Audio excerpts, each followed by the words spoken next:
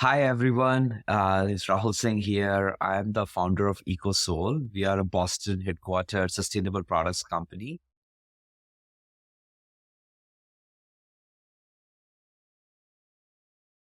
So, Rahul, I'd love to hear your origin story and understand what led to you becoming a founder. I grew up in a typical middle class family. My dad used to work for Steel Authority of India Limited. Went to a government school, and that not only shaped up how I think, how I always got connected with what you say ground level, and but also that shaped up my ambitions a little bit, right? Because every small town boy wants to make it big, right? Wants to make it big in probably a bigger city or probably big in the world, right? So again, worked very hard, grew up in the small town, cracked engineering, right? So I went to NIT for my engineering, and then again, only thoughts in life: work hard, play smart, right? So essentially, went to XLRI for my MBA. So I had a typical 3 years career path, by the way. So essentially, I did my engineering, my MBA, and then went to New York to work in a bank, right? Um, Most of my career has been from there, banking and consulting. Grew up really fast in banking. Became executive director at JP Morgan, became managing director at Citigroup, uh, became CEO Which of. part of banking were you in? Like retail banking or investment banking? Like what? Oh, I have been in almost every part of banking, right? So I started with at the M&A, so which was on the investment banking side. Then I became CFO of one of the business units. So essentially, I was purely on the finance side. Then within the bank, I joined marketing and business development, and then uh, from there, right, I went to JP Morgan where I was head of new accounts acquisition. Sorry. Uh, and then in managing as managing director of Citigroup, I was head of global strategy for Citi, reporting to the CEO of Citibank. And then I became CEO of commercial banking at KeyBank. Right. So essentially, I've seen most of the parts of banking, right, from the investments to commercial side to consumer side to card side. Uh, but after all of that banking, right, I really thought that, you know, my learning curve has sort of started plateauing a little bit, right? So I thought I have done enough of banking. I've seen it all, done it all. And then I joined Wayfair, okay, which is a global e-commerce company as head of their global supply chain, you know, and I was very shocked, right? When Wayfair asked me to. How yeah, how did you like from banking to supply chain? Like how did that happen? That's a very interesting transition. So I met the CEO of Wayfair in one of the small business conferences, and essentially we really hit it off. Where I was talking about how banking sector is vital to the uh, to a thriving small business economy, and he really liked my point of view. We connected, and we really sort of professionally started respecting each other, being in touch. And when I decided to move from banking, I reached out to my network. I also reached out to Neeraj and said, hey, I really want to think beyond banking, right? What do you think I should do? And he said, come work for me and manage my global supply chain. Okay. And I was shocked. I was like, I have no idea. I have no idea about last mile delivery, freight networks, shipping lines, consolidation centers. Oh my God. Not even knew the terminologies of that. And he said, don't worry, you're smart enough. You'll come figure it out. And and my only Yeah. criteria was if this guy is crazy enough to hire me, let me be crazy enough to join him, right? So essentially, it almost was like a good personal relationship that translated into a very good professional relationship. And And I had a what for people who don't know what is Wayfair? so Wayfair is a global e-commerce company in the furniture and home decor section category, right? So think of an online IKEA. Okay, so this is Okay. Wayfair is world's largest in their Mm. category, right, in the online furniture space. So I think it's again Boston headquartered, uh, and Would it be like say pepper fry in India? that would be, yeah, that would be like Pepper Fry is Wayfair of India, right? That's Yeah. because Okay. because Wayfair was formed Got it. earlier, right? So essentially, right, Got it. so Okay. essentially that's how it is. Uh, and it was call it fate, call it destiny. That's in Wayfair. I also met my co-founder, Arvind, right? We became really good friends, became beer buddies, and became started catching up over the weekend. And that personal friendship translated into hey, we started EcoSoul together. What led to the birth of EcoSoul? You must have been in a comfortable, well-paid job. What made you want to leave that and become a founder? And that too, now you're in India. So was it all related? Not really. So essentially what happened is both Arvind and I, we were always thinking about sustainability, right? We had home composters, yada, yada, yada. And we always heard about, hey, everyone hates plastic and still everyone consumes plastics, right? Why this is happening. So we were debating about that for quite some time. But also a project came up in Wayfair where we were started thinking about, hey, how do we create a sustainable category for Wayfair, right? What we very quickly realized, maybe furniture and home decor is not the right space for sustainability as of now because of the lack of supply chain, qualified manufacturers, lack of uh, sort of global certification standards, things like that. But there is a very large category that is up for disruption, which was home essentials. So it is the second largest consumer products category after food and beverage, and it is filled with single-use plastics, right? There are $5 billion, $10 billion revenue companies that were built on the back of plastics and which is owned by the giants of the world, the Unilevers and the P&Gs and the SC Johnsons of the world. Well, what is And home essentials category? What does it include? so think about everything that you consume in your home on a day-to-day basis. It's consumables category. So think So about all the disposable plates, soaps and glasses, cutlery. Oh, soap comes into personal care. Okay, no, home no, like essentials. the dishwasher soap and the Yeah, yeah. detergent Laundry soap. detergents, dishwasher liquid, right? Mm. Think about toilet papers, kitchen towel rolls, facial tissues, napkins, everything that is home essential, right? Okay. That category is filled with plastic and tree-based pulp products, right? So think about it. A single carton of napkins requires you to cut 1.5 tree. And a typical American household consumes more than a carton of napkins every month. So, and now multiply that with global demand, right? And then we wonder why deforestation is happening. And this is a product you can't live without, right? So essentially, toilet papers, kitchen towel rolls, napkins, something very home essential. You need it on a daily basis, monthly basis. Now the question came is all of this industry was very stable for the last 50 years. Okay, so these are not new products. Okay, and uh, there is McKinsey study, there is Nielsen study. Everything tells you that consumers want eco-friendly options in this category. Nobody's raising their hands and saying, I love plastic. I want to consume more plastic. Give me more single-use plastic.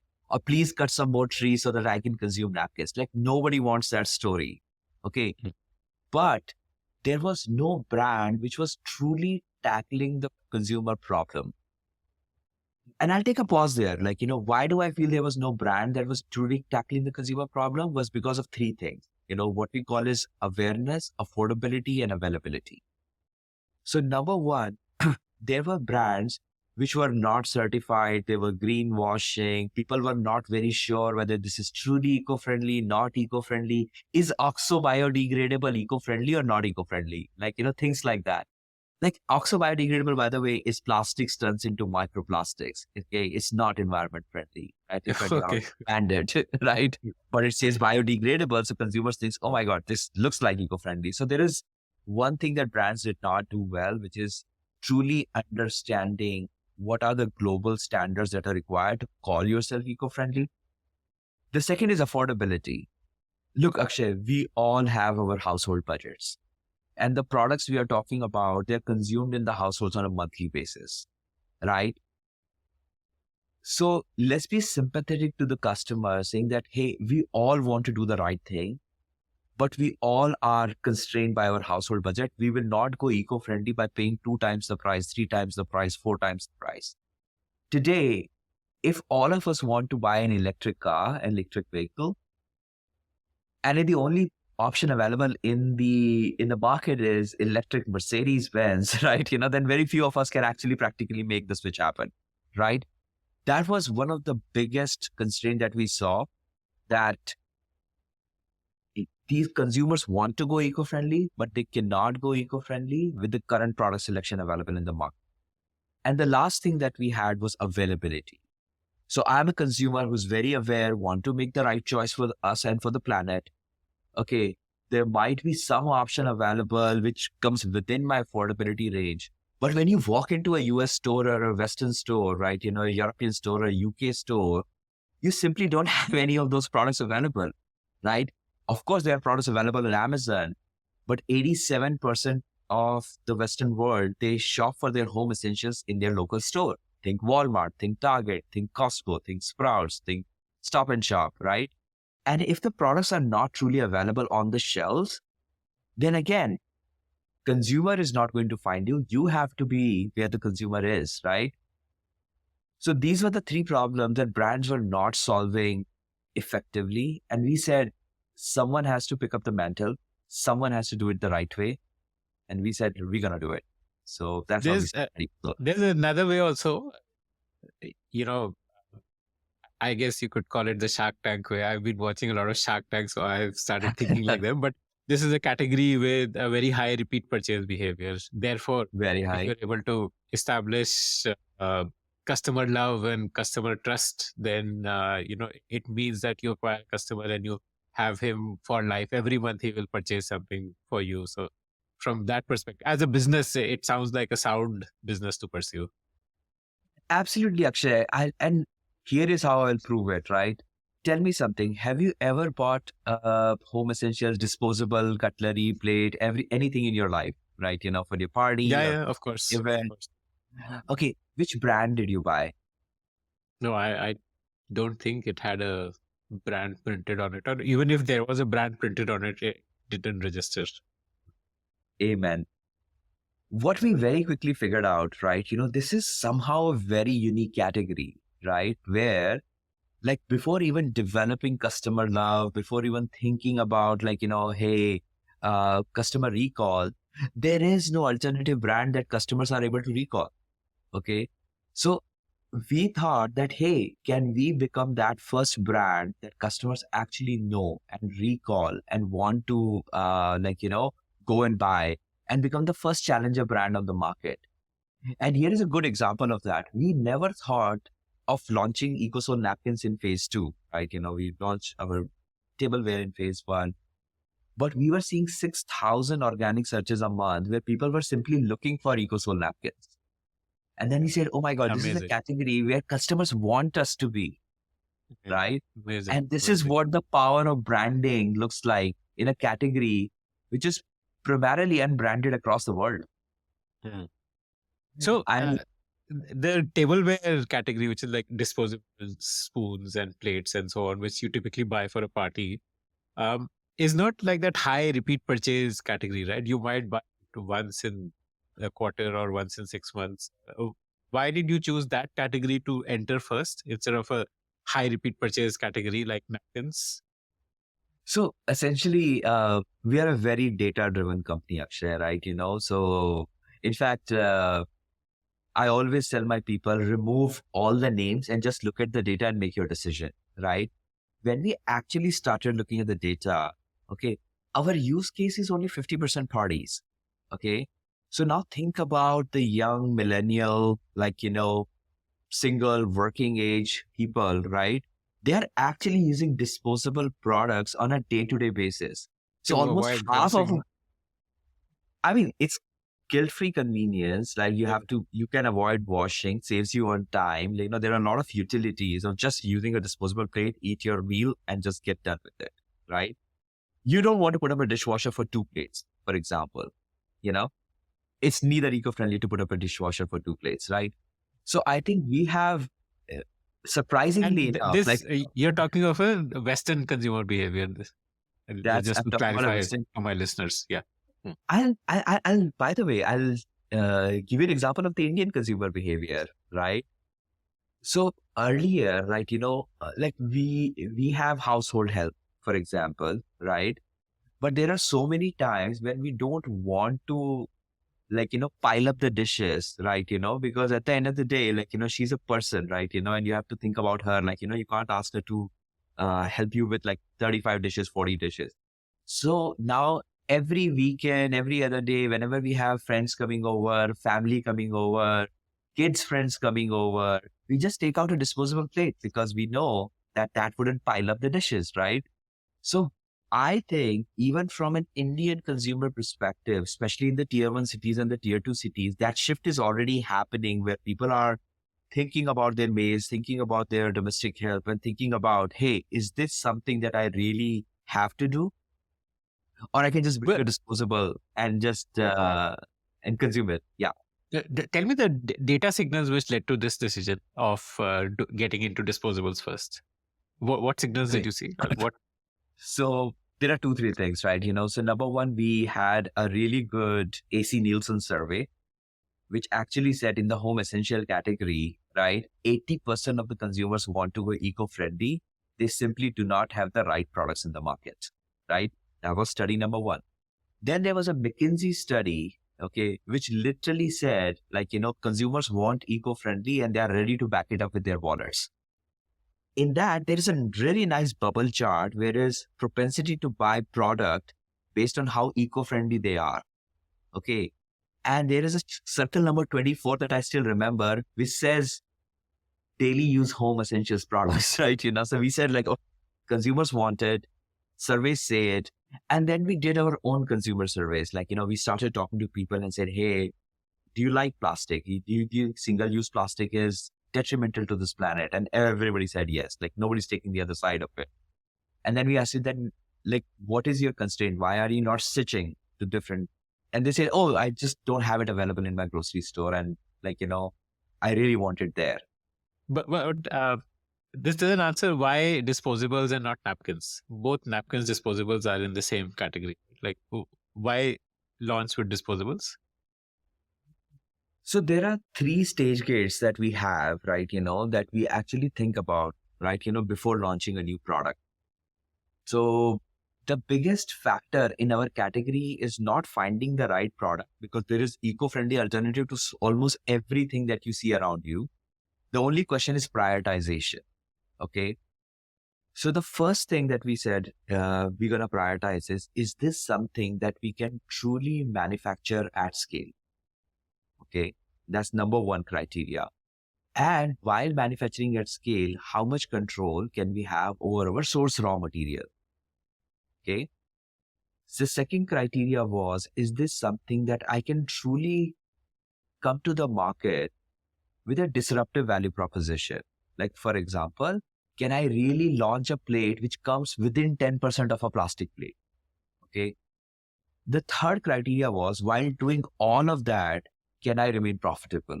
And I know a lot of startups when they start, they don't have this profitability lens over the over the whole business.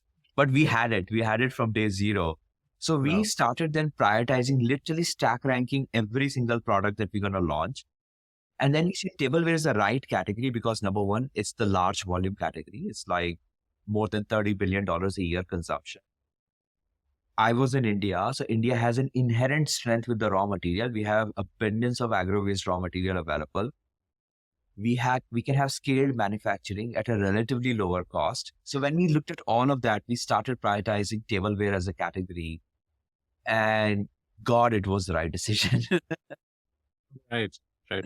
In the Did hindsight, you it's like the right decision. uh, i- did you launch first or did you raise funds first? Tell me the journey. So you quit Wayfair and then you did these studies and you said, Right. okay, let's do tableware. What next? Uh, from this to actually your first sale happening through an Amazon or through whatever channel you decided. What was that journey like? Yeah. So Akshay, I'll tell you, for your audience and for all budding entrepreneurs, whatever business plan you will make for launching your business, it will go into a dustbin within 6 months. It doesn't matter what plan you have. It just does not matter. Whatever that True. plan is, you throw it into a dustbin in the first 6 months. So Arvind and I, we got very convinced that, like, number one, this is a great category. Number two, we exactly know what we want to do in this category. And number three, we also wanted a category where we can think about our legacy. Because we said, hey, if this is something that we can truly create and scale, that will be our legacy, after we are gone. Like, this is for our kids. This is for our planet, right? So when we launched, right, we had a bunch of savings, right, and we said, hey, this should be enough to launch a new business. And we were very confident. We draw all our plans. This money is enough. We ran out of that money in 4 months. That we thought will last a year, by the way, right? We ran out of it. We said, we will bootstrap the company. We'll do it the right way. And this was literally, we launched the business and COVID first wave hit. So anything that can go wrong did go wrong, right? So essentially we thought like, oh my God, we just quit our jobs, we launched the business, and all of a sudden the world is to an end. You had the US as your first market where you would... Yeah, yes, that's where we started. Okay, that's where we incorporated the company. That's where we started. And so, you were clear that India will be your sourcing hub at that time? We were clear that Asia is going to be our sourcing hub, right? Okay. And in the initial phase, we had to choose between India and China, and we were looking at scaled options. So initially, we started with a 50-50 split, but today more than 85% of our supply chain sits in India. Okay, amazing. But going back to the story of fundraising, right? So we ran out of money in the first 4 or 5 months. And because it was COVID, it was very hard raising the funds. And honestly speaking, sustainability looks like a big buzzword today. Back in 2019, 2020, it was not at the top of the mind for the VCs, right? Yeah, it was edtech. It was edtech, fintech, any tech, but not sustainability, right? For the first 14 months of our journey, we were completely bootstrapped. So Arvind ended up selling all of his stocks and stock options that he earned in his previous jobs. I ended up selling my house in New York. And, and I'll tell you, Akshay, एक बार घर बिक के लग जाता है, आपको धंधे की समझ अपने आप आ जाती है. Amazing. True. Absolutely. Yeah. The best way to learn the business is not to have a plan B. Oh, wow. Yeah. And so essentially we ended up running through our savings. We ended up selling our house, our assets, our everything, right? And that's how we built the business for the first 1.5 years. Okay. You needed money for your MOQ, like there is a minimum order quantity when you go to a vendor to procure products. So you needed to pay them for that minimum order quantity to get the product before you can sell it. That's what the capital was needed for. You need money for, I'll tell you, we launched the business. When we launched the business, a typical container price from Asia to US was $4,000. 6 months into our launch, it went up to $14,000. There was a container crisis across the world, right? Yeah. So I'll tell you, जो भी assumptions लिए थे ना, everything went into dustbin in the first 6 months. And this is where you're burning your own money and your savings and your family is suffering. So all of that happened. So let me tell you that story, right? So in the first 6 months, we figured out the only way to truly disrupt the market is to have an on-the-ground operations team in Asia. Okay? Because nobody was doing that. Everyone in this category has single model. Okay, they are headquartered somewhere nice, like New York, California, London. They all have their sourcing operations in China. There are factories in China that run at city scale. You can go over there. You can exactly specify the product you want. They will develop the product for you. You can print your label on top of it and you're done. Okay. So every brand thinks that it's a front-end game. I'll have a beautiful Instagram channel. I'll have TikTok videos. I have influencers. I'll do a lot of marketing. And that's how you build a sustainable brand. We went exactly the other way around. Okay. We said, no, we are going to produce one of the most cost-effective, eco-friendly products in the world. Today, my cost structure is the most efficient cost structure in the world, period. I sell my products undercutting my competition by 35 to 50% in prices. Wow. We never followed that China white labeling model. But in order to build that model, like someone had to come to Asia. Like, this is not a model that you can build over Zoom calls. So first wave ended. There was a very small window of opportunity between first wave and second wave to come to India.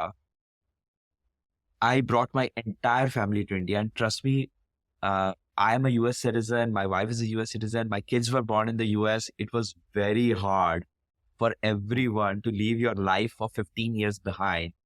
Come to an Yeah. country where you're born and brought up, but you have never worked in this country. We have never worked in India. Okay, The India में culture shock सड़क पे must have been. धंधा कैसे India में सड़क पे धंधा कैसे होता है ये किसी को नहीं पता था. So we came over here. Of course, it was a cultural shock. Most importantly, I used to go to different manufacturers and say कि मैं EcoSoul से आया हूँ, मैं founder हूँ. उस समय we were like just 4 people, me, my wife Priyanka, Arvid, and one more person. And I used to go to these places and they used to say, EcoSoul क्या है? So, who are you people? Like, you never heard about this, right? अब वो फिर website जाके देखते थे, अच्छा ये वेबसाइट है, अच्छा आप तो इंडिया में हो भी नहीं, अच्छा हम कैसे काम करेंगे? There were many constraints. I literally met 20, 30 manufacturers in India and I used to literally beg to them कि देखिए सर आपकी एमओक्यू तो हम ले नहीं सकते, आप एक नई कंपनी की सिर्फ हेल्प करने के लिए हमारे साथ काम कर लो, ठीक है? मैं पूरा पेमेंट कर दूंगा डिलीवरी पे, लेकिन मैं एडवांस भी नहीं दे सकता और मैं इतनी क्वांटिटी में ऑर्डर भी नहीं कर सकता. I used to literally beg to the company. Out of 30, 2-3 decided to work with us.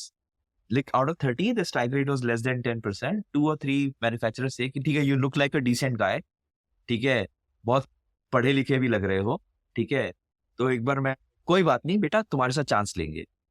Amazing. Your first VC was actually your vendor in a way then. My first believer was my vendor. Truly my, they really started saying कि ठीक है, and this is where, by the way, we don't give enough credit to our culture, right? But our culture is very helpful, right? We always think कि it's very difficult working in India. It's very difficult dealing with people in India. लेकिन आज मैं आपको बताता हूँ कि whatever EcoSoul is because of the generosity of the people of India. Okay, there are certain people who are just generous enough to work with us. There were certain people who were just kind enough to give us a chance. That's it. Period. Amazing. Right? Amazing. तो 3-4 vendors के साथ हमने शुरू में काम किया. अच्छा, हमारे साथ प्रॉब्लम भी ये थी कि हमारे बहुत ही स्पेसिफिक प्रोडक्ट स्पेसिफिकेशन थे, तो उनको अपनी मशीन भी मॉडिफाई करनी पड़ी हमारी वजह से. सो अब एक छोटा सा प्लेयर है जिसको कोई नहीं जानता, वो छोटी सी क्वांटिटी में खरीदने वाला है, मशीन भी मॉडिफाई करनी पड़ेगी, प्रोसेस भी नया. And honestly speaking, that's why I am saying I am here because of generosity of people. Okay, लेकिन एक बात है अक्षय, अगर आप मार्केट में मदद मांगने निकलोगे ना, लोग मिल जाएंगे मदद करने वाले. Okay, there is enough people, right? And now I have started feeling like I should help people, and I'm helping a lot of ecosystem, new entrepreneurs. But like India is one of the best countries to work in, right? I remember, like, if you go to an American vendor, okay, first of all, they will ask you, where is your legal team? Where is the contract? Right. And I was like, I'm a single entrepreneur. I don't have a legal team. और India में अगर आप जाके एक uncle हैं जो 30 year से business चला रहे हैं, आप जाके उनके सिर्फ पैर छूलोगे ना, वो आशीर्वाद में तुम्हारे साथ काम कर लेंगे. True. So I cannot give enough credit to the culture on how we build the business. Okay, and hopefully that makes, I think that's what will make India a very powerful country, like in terms of how the future of the businesses will shape up, where people do think beyond contracts. Okay. So this is how we started the journey. By when did you ship products to the US? When you were like essentially ready for your launch? My first product was sold in US in February 2021. Okay. So by Jan, you would have got your products. So August, September तक हम लोगों ने पूरा product development किया. What are the SKUs we're gonna launch? कौन से store में बेचेंगे? Amazon पे क्या launch करेंगे? Website पे क्या launch करेंगे? By August. Just tell me these decisions, like how many SKUs, which on Amazon, which on website. So basically, we had around 130 products to choose from. We ended up launching 8 out of 130. We still have that list of 130, by the way. We're launching products one by one. Today we have 43 products. Okay. So we launched with 8, like, primarily in the tableware category. And then we launched with 40 SKUs, okay, for Amazon. And 11 SKUs for our website is where we started. Okay. Okay. So today we have 43 products, 11 markets, 11 countries where we sell, 1,800 SKUs, Wow. 24 port consolidation centers and operations center. We have a workforce of more than 400. Okay. So Wow. today it's a very different company as we scaled. But when we started, there were like 4 of us, literally the 4 of us, me, Arvind, my wife, and like one person who's not with the company anymore. And literally, like, we launched, like, the 4 of us who used to do everything. Okay. And you spent on like Amazon ads and all to generate the initial sales. Initially, like, on a lot of money went into procurement, right? Really, Okay. we wanted to have a product which had a different value proposition. I'll give you an example. A typical bagasse plate in the market is 13.5 gram. We're the first player. We said, What is a "Hey, bagasse plate? oh, the paper plate. Okay. Okay. Paper Okay. made out of sugarcane material, right? Okay. 13.5 gram. We were the company which said, "Nahi, yaar, 13.5 gram, it's little wobbly. We're going to make 15 Flimsy. gram. Okay. Ah. Which basically is rock solid, right? So I think we did a lot of product modifications and all of that, right? So वो सब करने में time लग गया, like around August, September. And after September, like, when the window opened up, came to India, like, started begging people. I remember I ran my first warehouse myself. Okay. And not only I ran my warehouse, not till February, but till July 2021, I was running my own warehouse. So no AC camera, no pankha, nothing. I used to sit in my warehouse with all the laborers and think about a guy who had 15 years of American career behind him. Was a managing director in Citigroup and CEO in a large bank in US. And all of a sudden, मैं छत्तीसगढ़ में एक छोटे से गांव में एक ware house में अपने सारे प्रोडक्ट्स लेके बैठा हुआ, उनको पैक करवा रहा हूँ, उनको बता रहा हूँ कि ऐसे लेवल स्लिप लगाना है, इसको अमेरिका भेजना है. ओके. तो वो हम लोग कर रहे थे. On at that point, the second wave hit. March 2021, second wave hit. I had to go to the administration saying that कि हमारा तो business बंद हो जाएगा अगर आपने, because there was very strict lockdowns, right? Yeah. So they said कि देखिए lockdown में restriction तो नहीं दे सकते. Administration was helpful, but they said, like, we cannot give an exception to the lockdown, but we can give you permission to create a bio bubble. Okay. तो उन्होंने कहा कि आपके पूरा वेयर हाउस को एनक्लोज करके ताला लगा दिया जाएगा. जितने लोगों को उसमें काम करना है अगले 3 महीने, वो वेयर हाउस के अंदर ही रहेंगे.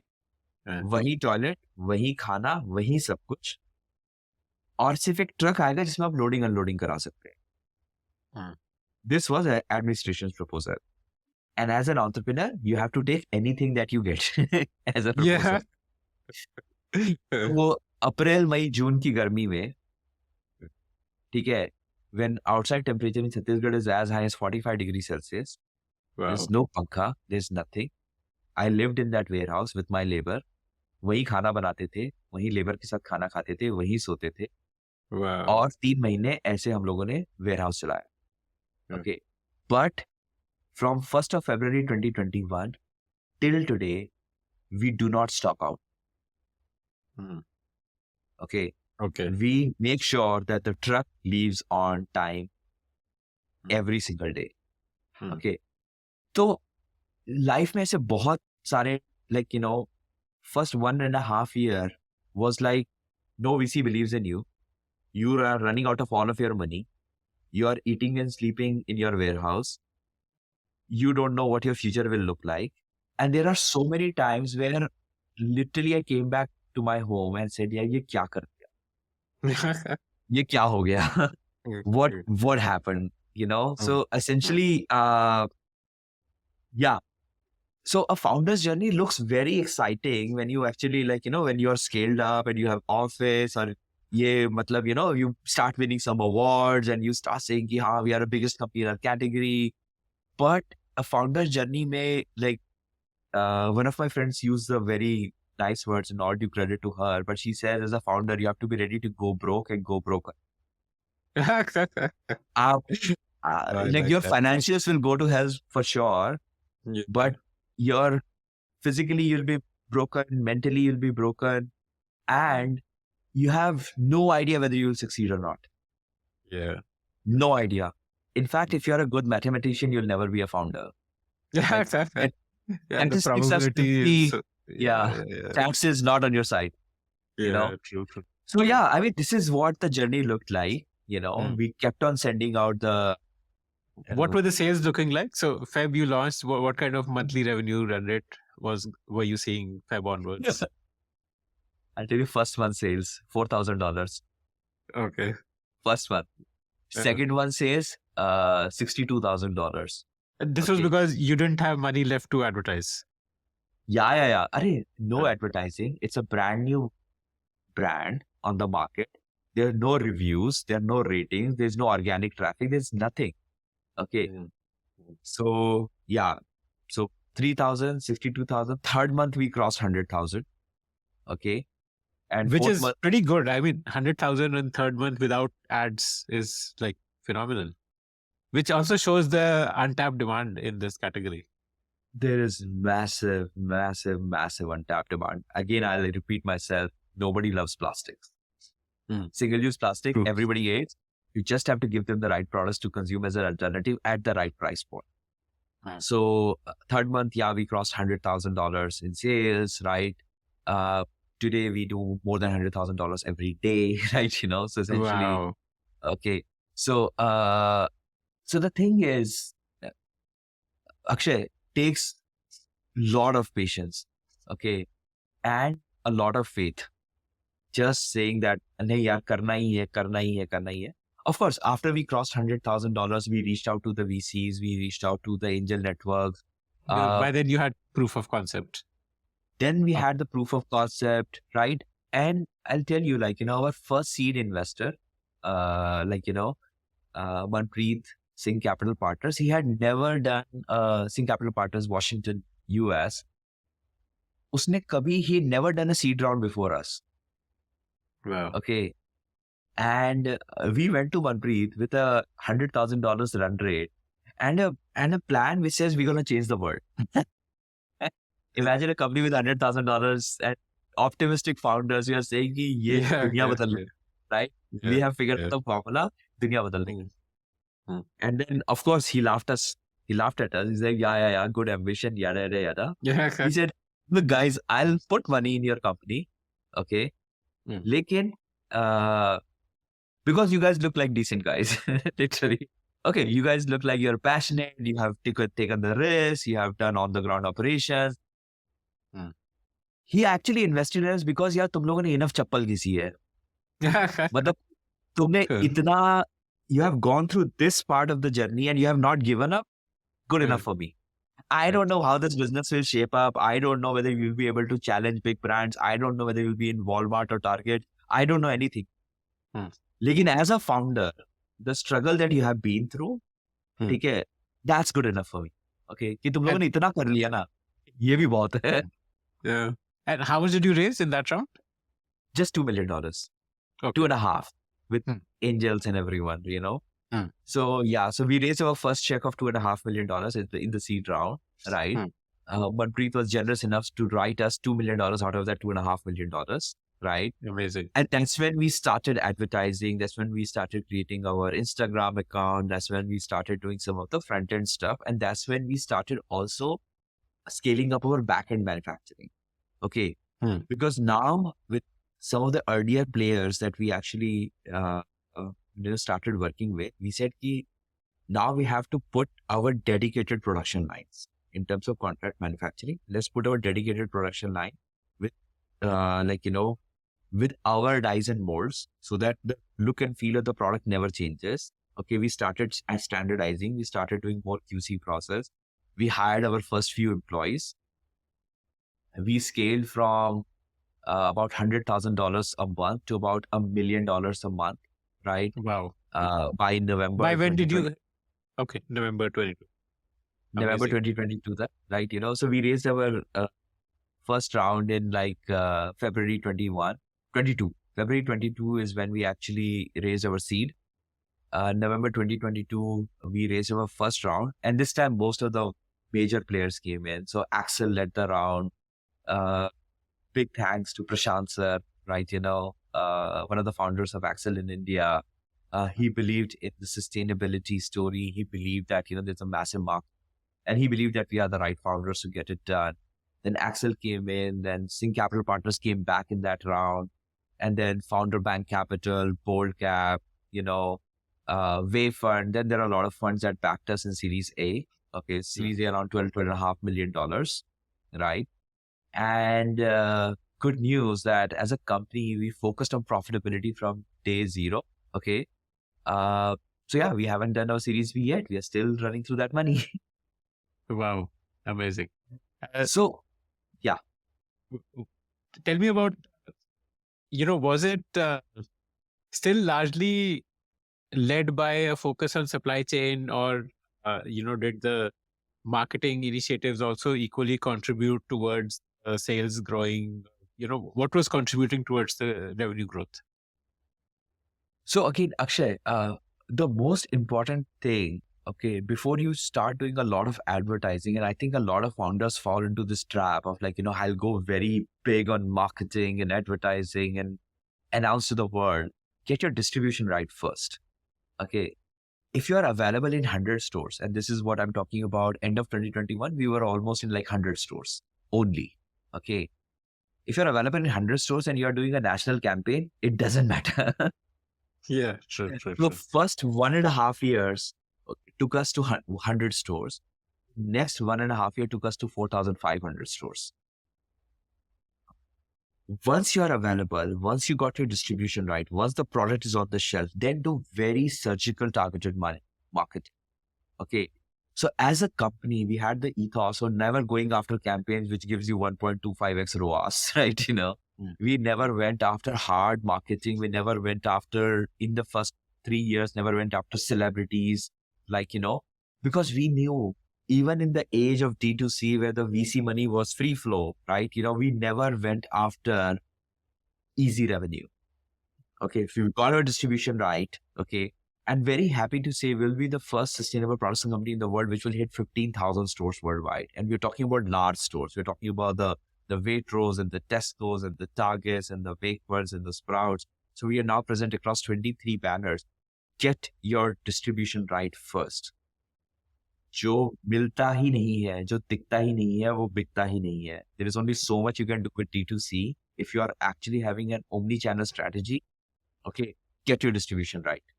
Okay. Why did you choose to expand offline? You could have just decided to continue focusing on Amazon as a channel. Because of the initial thing that I told you, awareness, affordability, availability. Okay. 87% of the America shops for their home essentials in their local stores. Okay. Diesel did. As a founder or as an entrepreneur, never try to change customers' habit. Especially there are certain habits that you are just used to. If you like a coffee shop where you like to have your morning coffee, you will go to that coffee shop for having your morning coffee. You didn't wake up in the morning every day and say, "Ki aaj main koi nayi coffee try karta hu." Doesn't typically work like that. There are certain things which are on autopilot, right? So the way it works in our categories is when you go and do your groceries, then you pick your napkin, you pick your toilet paper, you pick your disposables, you pick your cups, you pick anything from a home essentials perspective. It happens in a grocery store. Okay.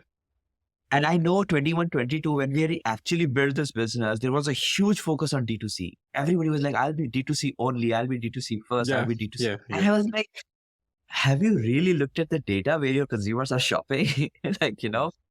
And very quickly figure out, even in India, in our category, 90% plus actually shop for disposables in a store. Okay. Yeah. So I was like, just look at the data, guys. Let's not get emotional about it. If the customer shops in a store, let's get in a store. And I'll tell you, it was equally difficult to find a store which is willing to take a bet on us as it was difficult to find a vendor which is willing to take a bet on us. I still remember my friend Arvind, because we divided and conquered. He used to have all our product sample in his car trunk. Okay. और किसी buyer का phone भी आ जाता तो अपनी car लेके निकल जाता था. If you just get a call from a buyer of any of the store, you just drive to that buyer, like, moment's notice, right? And again, retailers in the US are very conservative. Okay. मान के चलिए कि no retail shelf is empty. So if you want to get on a shelf, you have to displace someone from the shelf. That's the rule. Okay. No shelf is lying around empty, right? Yeah. So as a young brand, right, who's only Amazon, have never sold in a store, not even set up with a distributor in the US, don't have a WMS system, what is the warehouse management system? Warehouse management systems, where you can connect your warehousing to their warehouse. You don't have all of that set up. Which retailer will take a bet on you? Okay. It's just that generosity of one retailer, right? Said, okay, I'll give you. Who was the first one? Lowe's MDI, right? And they said, we'll give you 100 stores. We have 4,000 stores. Let's see how you do in 100 stores. They just gave us 100 stores near where Arvind lived. And then, and it was just literally pestering him for 6 months. Literally for 6 months, give us a chance, give us a chance, give us a chance, give us a chance. In 6 months, he just got tired and he said, okay, I'll give you a chance in 100 stores. Wow. So as a founder, you just have to be shameless in asking for help. So I think that's how we launched. And, but once you have the sell-through data, once you can actually show this product sell, then going from 100 stores to 250 stores become a little bit easier. 250 to 750 stores becomes a little bit more easier.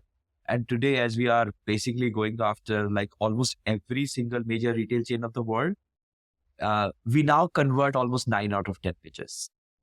Wow. Because you have strong sell-through data. We have very strong sell-through data. What does the sell-through data look like? What does it include? Data set? Like how many units you put on a shelf versus how many you were bought within X number of days, or what? What does it look like? So before that, I'll just tell you how retailers think about it. Okay. Retailers at the end of the day are real estate players. True. Okay. Their shelf is real estate. Yeah. Their shelf is a prime real estate. Yes. And what they want to maximize is revenue on that real estate, a profit in that real estate. In fact, not even revenue. Okay. The net margin on the real estate. Uska formula बहुत simple hai. Okay. The formula is, your margin, the retailer's margin, multiplied by number of units sold per week, okay, multiplied by the MRP. That's it. Okay.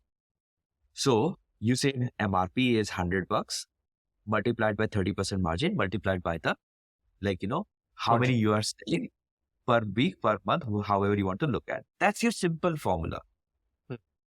We were able to show retailers not only we increase revenue on your 4 feet shelf. If you look at a 4 feet shelf, we increase revenue on your shelf. We increase margin on your shelf. So if a typical CPG players, old school, Hefty, Glad, Chinner, जो paper plates based for the last 50 years, they give you 25% margin, we'll give you 35% margin. Our product is 10 to 15% more expensive, and it will still sell as well as these guys. Okay. You are selling 5 units, we will also sell 5 units. Here's the data that proves that. But since our MRP is higher and we are giving you better margin, you will increase your profit per shelf. On that shelf. Right. And that data, by the way, is publicly available in the US. It's IRI data of sell-through. It is very publicly available. So you cannot bluff your way into that data. That data is real. Okay. How is it public? Is it like a Nielsen or some market research agency which publishes this? Yeah, IRI. IRI is the name of the agency. IRI. Okay. IRI. And it basically has the POS sale data by barcode. So you can literally put it by barcode on how much sell-through is happening for that barcode versus the other barcode. So and the retail chains share this data with IRI. Okay, understood. Okay. In fact, almost most of the America works on IRI data. So when they reorder something, right, they also look at the IRI data to know what is selling off their shelves in order to reorder a replenishment strategy. Interesting. Most of the buyers look at the IRI data. So good news is everyone looks at the same data. And once you have the data on your side, then it becomes very easy to convince people that, okay, yes, this thing flies off the shelf. Okay. And it increases the margin. One big thing that we also looked at was the aura effect. Okay. The customers that we bring to your stores, like who are these eco-friendly customers? Okay. They are more progressive. Their wallet size is bigger, right? Once they are hooked onto a certain brand, they have massive repeat purchase behavior, right? So all of that, right, data that we were able to share. So we had a whole retail stack.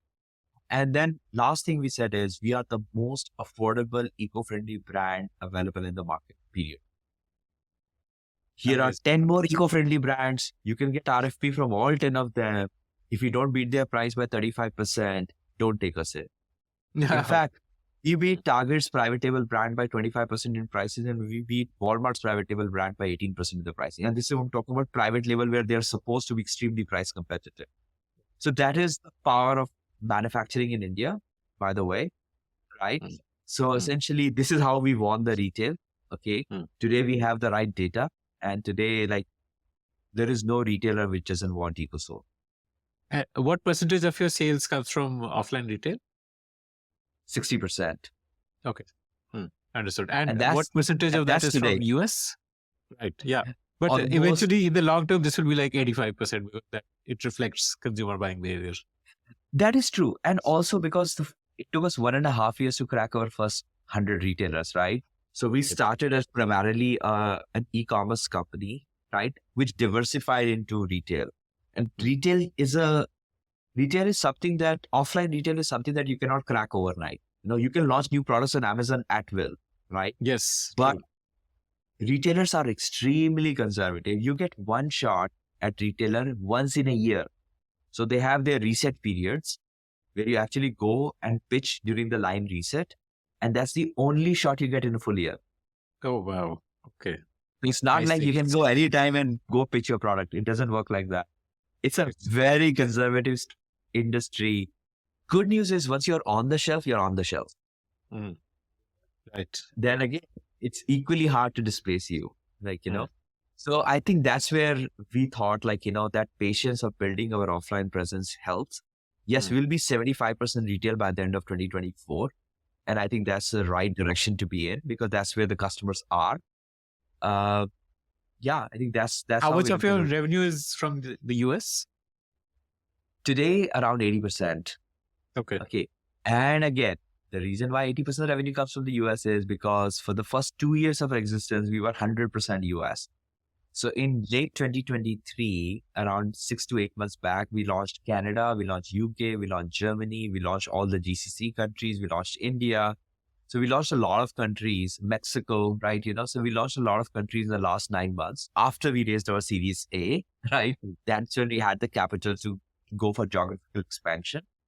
And we believe that by early 2025, US will contribute around 65% of the revenue and 35% rest of the world. Today it's like 80, 75, 25. US, Canada is such a massive market. Why go outside to all these other countries, which will never be as big and you'll have to do a lot more? I mean, your bandwidth gets split up over all these countries. And why not just continue US, Canada? That itself is a massive opportunity. Actually, it's a couple of reasons, right? So number one, right? We graduated from a place, right, where we were pitching our products to the retailers.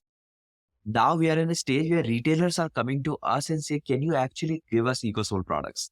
Wow. Okay. For example, we are the top performing brand in the Ahold Delhi's chain, right? So Ahold Group is the largest retailer in the world. It's bigger than Walmart, by the way. Okay. And where is it based out of? Europe, right? Okay. So Ahold is about an $80 billion retailer in US, but a $160 billion retailer in Europe. So Stop and Shop, Giant Food, okay, Food Lion, all of these are Ahold stores. Okay. So now Okay. all of a sudden you're a top performing brand in Ahold in the US. Now Ahold is saying, hey guys, really love you guys. Okay, come and sell these products in Europe. I cannot go and tell Ahold, hey, no, I'm not want to do Europe. Go and work with my competitor. That's not going to happen, Yeah. right? A lot of times that's Okay. one. Understood. This Mm. same happened with HEB. So HEB, we really performed well in HEB in the US. They said, hey, we have HEB in Mexico. Go do it. Costco, Canada, Okay. same thing. So a lot of time we got the invite. Wow. The second thing was, if we go back and look at our playbook, right? We said we're going to have affordability, availability, and awareness, period, right? We had the first mover advantage in every single market that we are entering. So we had the first mover advantage in the US market. We now are getting first mover advantage in the European market. At this stage of the company, okay, let's get on the shelves before anyone else get on the shelf, because I just told you how difficult it is to get on the shelves. Yes. True. So the major markets of the world, right? US, Canada, UK, Germany, and UAE, right? Saudi Arabia, right? We literally mapped out the top 10 markets of the world, and these are the markets that we want to pay in, and make sure we are on the first on the shelves. Because that drives consumer recall, that drives brand loyalty, that drives first mover advantage, that gives us better unit cost economics. There are so many advantages to doing that. And most importantly, I cannot tell my retailers to go and work with my competitor. Right. We are Right. you, and we will service you anywhere you want us to service you. Will your supply chain be able to keep up? It has kept up for some time, right? So we grew 15x over the last 1.5 years, right? As a company, right? In revenue. And 1500% growth is difficult to manage. Okay. And here's the beauty of it. If you look at my 2022, okay, we were 50% China, 50% in. We were around 35% contract manufacturing and 65% procurement. That is, we are procuring directly from different factories. That was our model in 2022. 2023, I'm 75% India, 25% China. I'm 30% captive manufacturing. These are the factories owned by EcoSoul. Okay. Another 50%, which is contract manufacturing. These are the factories where we own dedicated production lines, or we buy out the entire factory production.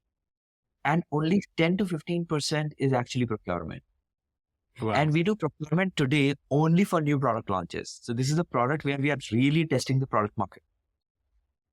More importantly, now we are 75% India-based supply chain and 25% outside of India, right? So that also shows how much confidence we have in the strength of Indian manufacturing, and how much more competitive we are versus Chinese manufacturing. So you set up your own plant when you say captive manufacturing? Yes. So we have a factory in Muzaffarnagar in Uttar Pradesh.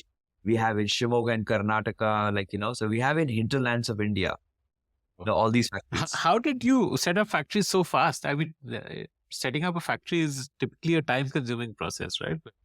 No, we started setting it up after we raised our Series A, because there is a definite way of there are 3 things that we said to our investors. One is we need a stable source of supply chain for certain products. And secondly, there are certain manufacturer level certifications we wanted. So there are certain retailers who only work with manufacturers and not contract manufacturers. So we had to set up that, right? But in November 2022, once we raised the fund, it took us a year to build the factory. Okay. But by August, September 2023, we had the factory up and running. And why these locations in the hinterland, like Muzaffarnagar? I mean, I would have understood if you told me Chhattisgarh, because you're from there. Why Muzaffarnagar? So this is where chappal gisne wala concept comes back into play. Okay. And I'll tell you how unique this is, right? So the entire India, okay, buys pulp and converts that into disposable tableware, napkins, whatever you want to convert it into. And India, there is pulp monopoly. Okay, there are only 2-3 players that supply the entire pulp of India. Okay. And I was very frustrated with that, because I was like, this pulp price is way too high. Okay, with that pulp price, I will never be able to compete with China. Okay, and I really wanted to do that. So I figured out, how do I decrease the cost of pulp? So I said, like, where is the bagasse, right? Comes from a sugar mill. Okay. Okay. Now you have to Yes, then take that Bagasse is bagasse the from a waste sugar mill. product of the Of sugar. Like it's after a they waste. Yeah, waste after they sugar cane. extract the juices, what is left behind is the bagasse. That Okay. is true. I'll give you two examples, by the way. One bagasse, the other is palm leaf. We have another factory. So bagasse mein, you need sugar waste, right? Sugar cane waste. So you have to go and buy it from a sugar mill. Okay. Which, by the way, 95% of this bagasse actually get burnt in boiler. Okay. Which is a massive waste of our national wealth. Okay. Oh wow. And obviously, like, environmentally ridiculous. Right. So I went to the sugar mills and again started begging, sir, bagasse de do, bagasse de do, bagasse de do. Right? There is no other way to do business. Begging works actually. And you just have to call them 100 times jab tak wo tumhari baat na maan le. Actually, then the problem is, bagasse cannot be converted into pulp by myself. So you have to take all of that bagasse and take it to a paper mill. Because they have the digester and that's 100 crore ka project. I didn't have the money. So I go to a paper mill and say, I give you the bagasse. Please convert that into pulp and give me the pulp. Yeah, the begging started. Kar do, kar do, kar do. And then, like, in Muzaffarnagar, there are 4 large sugar, because the heart of the sugar cane, and there are more than 20 paper mills. So I went to all the 4 sugar mills, I went to all the 20 paper mills and I really convert kar do, convert kar do, convert kar do. Finally, 1 or 2 people agreed. They actually started. So I had to put up my plant in Muzaffarnagar to keep the cost basis very, very low. Now I have my bagasse source there, I got my pulp source there, I have my factory there. And the result of that is the entire India buys pulp at 64 rupees per kg. My landed price is 42 rupees per kg. Wow. Amazing. The Which is why Chinese your landed price products are cheaper. The Chinese landed price is 70 rupees per kg. Wow. Right? So I'm now beating China. I'm beating the entire India. I'm like, we got, after undercutting our entire competition by 35 to 50% prices, we maintain 77% gross margin on a portfolio basis. Wow. Amazing. That is one of the highest gross margins that you will find in the CPG industry. And that's when I'm actually undercutting my entire competition. I'm not even matching their price. 50%, 35% undercutting and then maintaining that gross margin. But for that, okay, chappal ghisna is the only option. Okay, And so a lot of... You were going to tell me about palm leaf also, the second. Yeah, the palm leaf plate. So when we started the palm leaf plate, right, it was a beautiful product, really got my eye. We looked at the data, good market in the Western world. Okay. And palm leaf plate is what typically in South India, they put a palm leaf and food on top of that palm leaf. That's what you're talking about? What is a palm leaf plate? Yeah. So basically, supari, like betel nut. Yeah. Okay. So this is areca palm, which is the betel nut palm. Okay. So the main product is actually the betel nut. So unke patte girte rehte hain. It's a foliage, right? So leaves keep falling. So you take that leaf, almost 80% of that is also burnt in India, right? Which is really, really horrible. We burn our rice husks, we burn our rice straw, we burn our wheat straw, we burn our palm leaves, we burn our bagasse. And China does more than $15 billion of exports out of these products. Oh. And we are sitting on that wealth and nobody's doing the value add. But anyways, so palm leaf, this is a foliage, right? And you can make plates out of that. It really looks like wood. It is as sturdy as a wood plate. It's like really, really sturdy. Like you compress multiple leaves together, dry and compress them or something like that. No, single leaf. Oh, single leaf. You put it in a die cutting machine and it comes out like a wood plate, right? I wish I had one of those right here with me, but okay. So palm leaf plate, right? So again, when I went to really start procurement around the palm leaf plate, I very quickly discovered it's entirely a cottage industry. Okay. So they were chota farmers who are actually having 1 or 2 machines each in their plantation itself. And the whole day they used to work in their plantation. In the night time, they used to come home and they used to take all these leaves and they used to convert them into plates and bowls. And mostly it is using for local temples. They're using for local dona pattal. We get all these Ah, donas and yeah. Dona. Right. Got it. so I think that's what it is called. Very cottage industry. And really loved the product, really saw the product potential and said like, we have to export this. Okay. In fact, before even exporting, we have to get it USDA certified and whatnot, right? There was no certification process. We actually created that entire process, right? Then we actually started procuring. What we very quickly realized, there were three. You need USDA for even tableware? Any food contact material. Okay. FDA and USDA is. Okay. Yeah. Okay. For Got toilet papers, you don't. But for any food contact material, you need USDA and FDA. Okay. Okay. Interesting. So what happened is essentially we went to all these farmers. Initially, I created a small warehouse in Tupkur, okay, which is around 170 kilometers from Bangalore, okay, hinterlands of Karnataka. And I said कि और वहाँ पे एक छोटा सा warehouse बना के I used to run a Tata Ace, which used to collect all these. Then I said, this model is not scalable, man. Product is amazing. Margins, gross margins are as high as 88%. Imagine the gross margin of product. Product sells very, very fast, right? Massive demand. Everything else is good, but the backend is not where we want it to be. So we ended up building the first factory, like first organized factory of this product in Karnataka. Okay. Fairly large factory, right? Around 25 machines. Okay. And essentially, we started running that factory by directly now procuring leaves from the farmers. Okay, instead of procuring plates. Okay, and I really wanted to scale it. Okay, but I also knew that I cannot, while building a global business, running multi-product supply chain, I cannot keep on running a factory. Okay, that's when, we got in touch with Krishi Kalpa. Okay, which is a farmers FPO organization in Karnataka. And we said, hey, we really want to scale this project. Okay. And they said, yeah, how do we scale this? And I said, आप एक काम करो, आप मेरी factory ले लो. Okay. इसमें 5 lakh rupees per month profit बनता है. आप ले लो. And then they were like कि आप चलती हुई फैक्ट्री जिसमें प्रॉफिट बन रहा है वो आप हमें क्यों दे रहे हो? मैंने कहा I have only 2 conditions. Okay, that you will gather all these farmers, okay, in your FPO. You will make them entrepreneurs. You will triple the size of this factory. You will put 2 more factories like this. And in 28 districts of Karnataka, I will get the first right to buy the lease. Okay, amazing. Okay.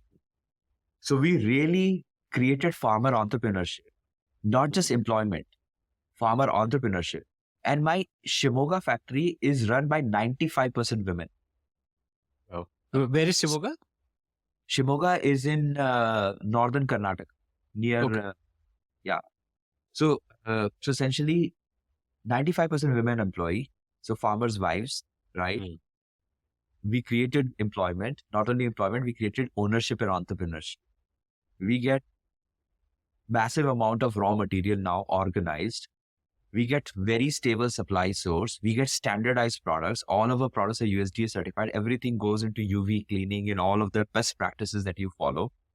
And we organize an industry that was completely unorganized. The reason is, again, I'm the most cost competitive player in the world in this market.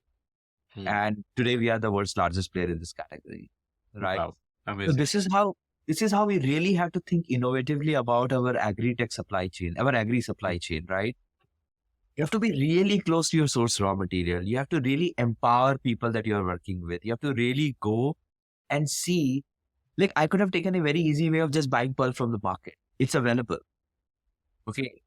I just don't understand why nobody in India did that. Why everybody just buys pulp and create products? Why nobody thought of, hey, let's go to a sugar mill, buy bagasse, convert that, now build a pulp and get the price of the pulp lower.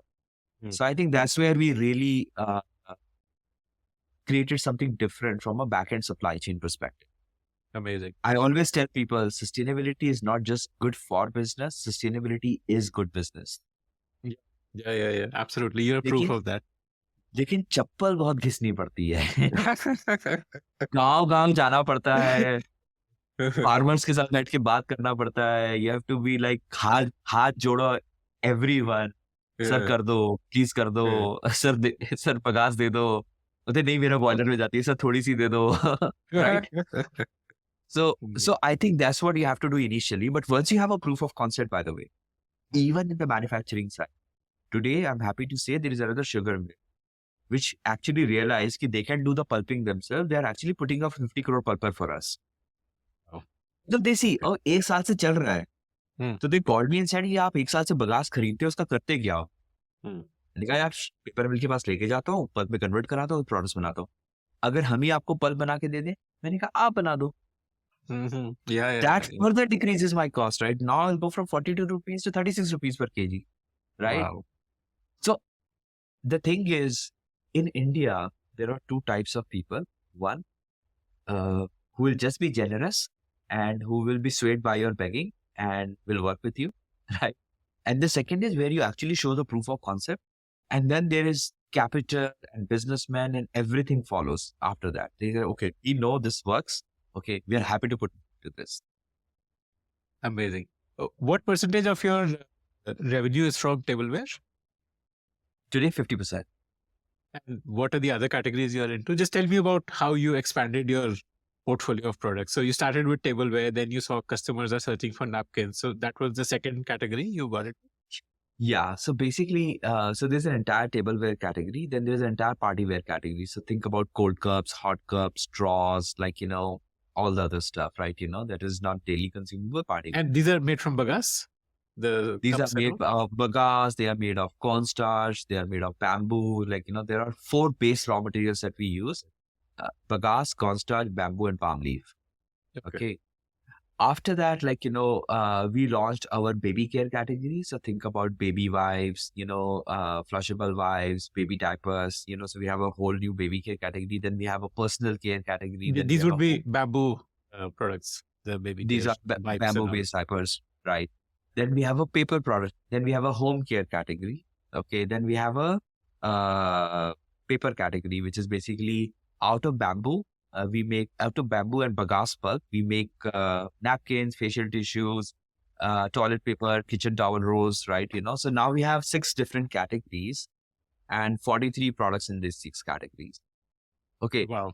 From an assortment perspective, we are the only company in the world that provides the entire home essentials assortment. The only company.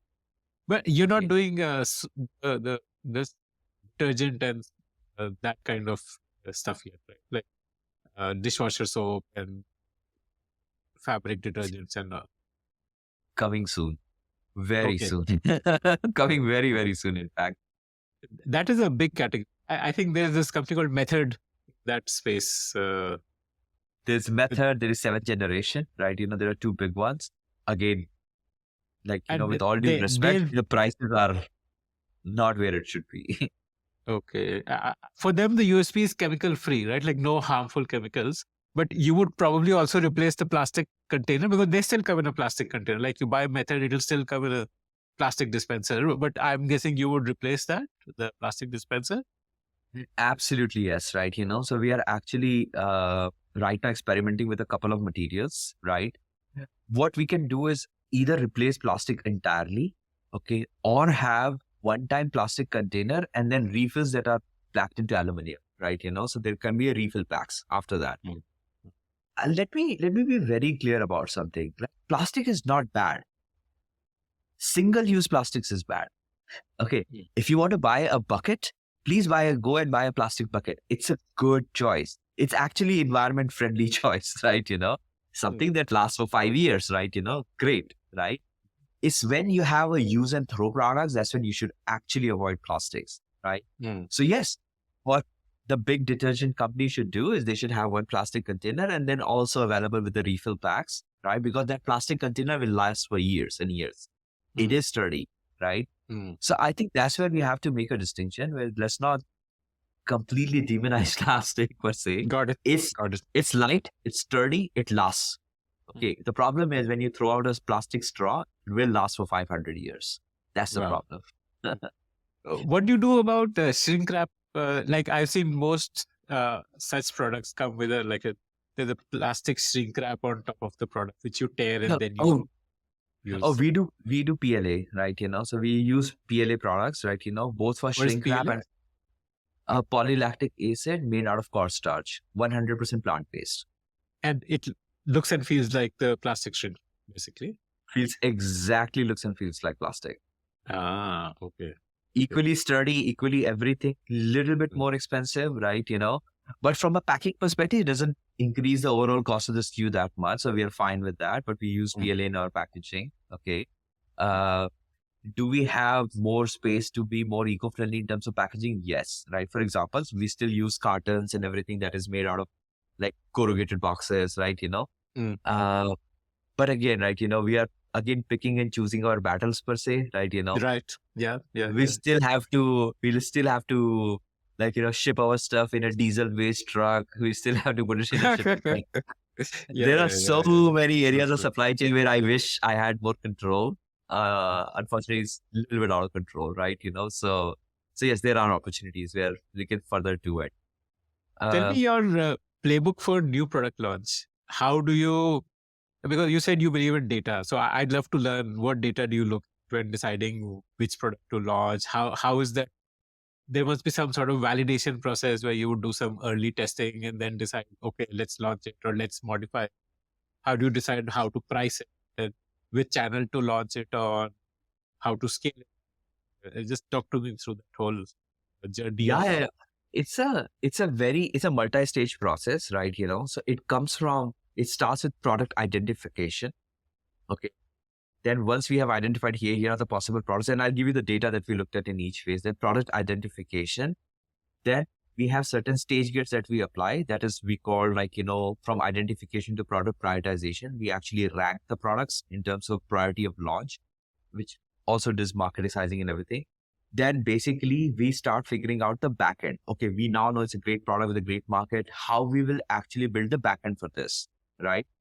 Where is the raw material? Where is the source? Are there ready manufacturers that can do contract manufacturing for us? Is this something that where we have to build our own factory? And then finally we get into the launch strategy, like what we have a go-to-market strategy. So product identification, okay, that's when we actually start with the overall consumer sentiment. Okay, so we look at, hey, here are the categories in which consumers are looking for eco-friendly products. And there are multiple indicators of that. There's AC Nielsen reports that you can get.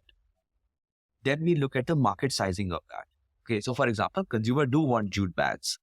Okay, it's not a very large market though, right? It's like a $30-40 million market. Our minimum market size that we go after is $1 billion worldwide. Okay. So if you are launching something, for example, cold cups. Okay, so we have a cold cup, which is a plastic alternative. Okay, just one company solo does $2.5 billion revenues on plastic. And I'm talking about one product in one company.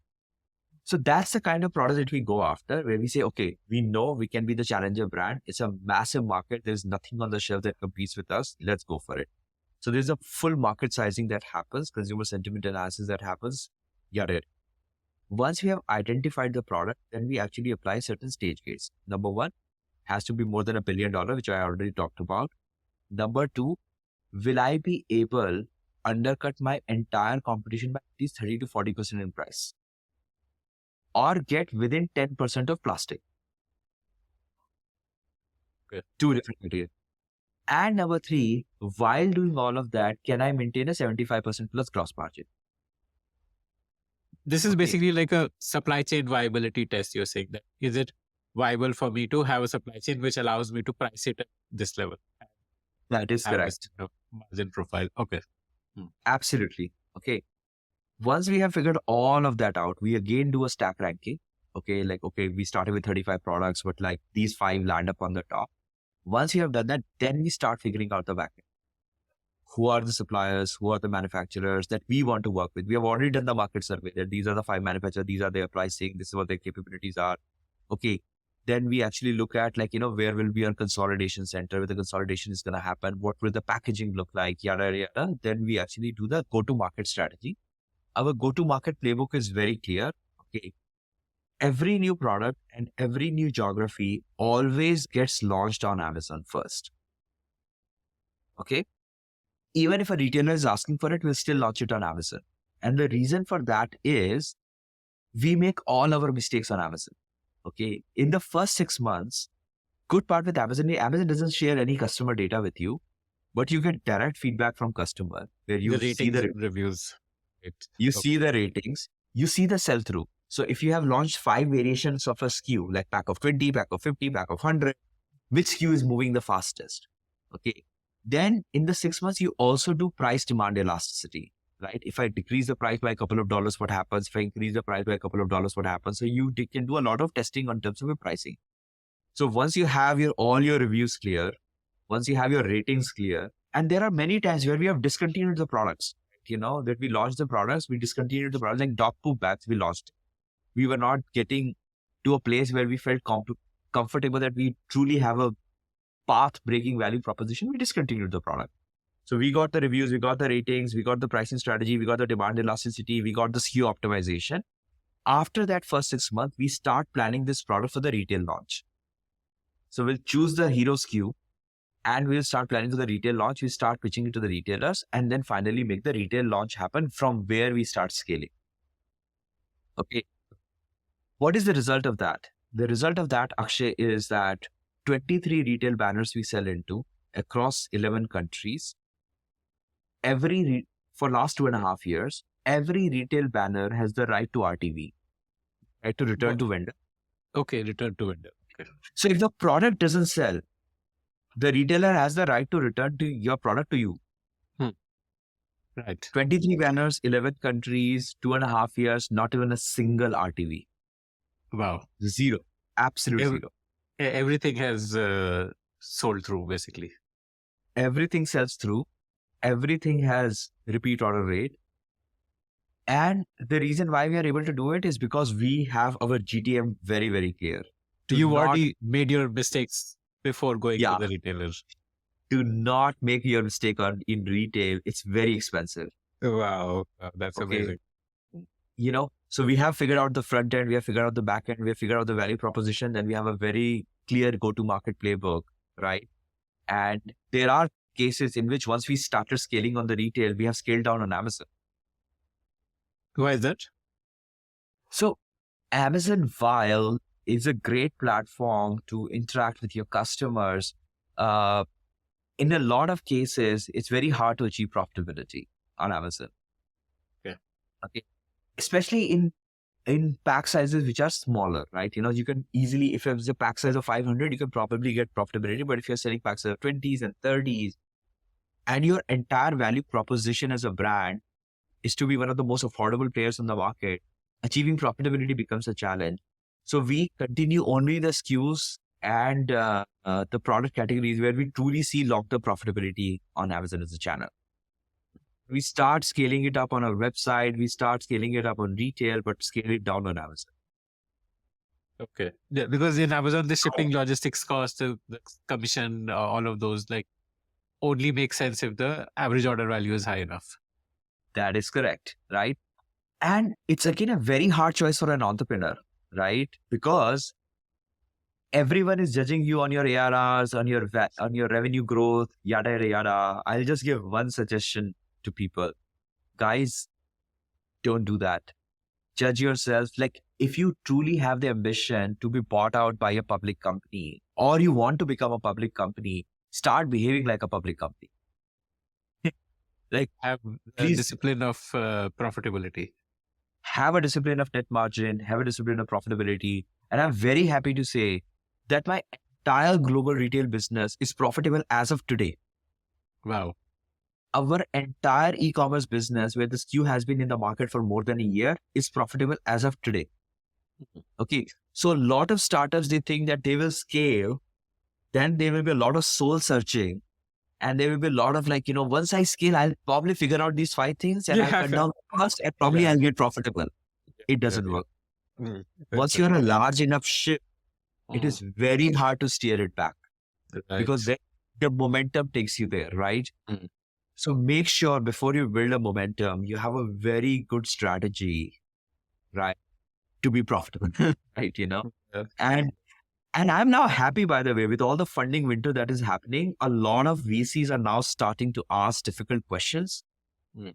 I really wish this question should have started about a year and a half back than now. Yeah. At the Yeah. beginning of 2023 was the right time to start these questions. I think a lot of these questions are getting asked at the end of the 2023, right? Mm. So good, right? I really like a real dhanda makes profit.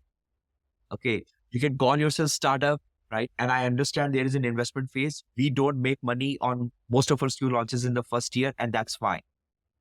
But if you don't make money in the second year, that's not acceptable. Oh, what is your ARR today? What will you this year? Anything you can share? And this year is a very ambitious number. Okay. But we are currently averaging around $30 million ARR. Wow, amazing, phenomenal, with a fairly lean capital structure. I mean, you've raised about 12 million and to reach Total 14 between seed 14 and million. Series A. Yeah. And just on the back of our existing order book, okay, we'll get to around $45 million ARR. Like on Wow. existing order, if we just decide to chill for the rest of the year, that's where we can chill, right? Amazing. Yeah, so amazing. 1,500% growth in the last 2 years. Will grow around 300 to 400% this year, right? But just the sheer demand that we saw, like, from the customers, the sheer intent to move away from plastic is amazing. Okay. And by the way, we always think that the Western customer is more aware and Western customer is ahead of the curve, yada, yada, yada. We saw surprising results in India when we did our India launch. Okay. And I'll tell you the India launch story. I never wanted to launch in India. Okay. And now some of my employees are also learning from me the begging style, right?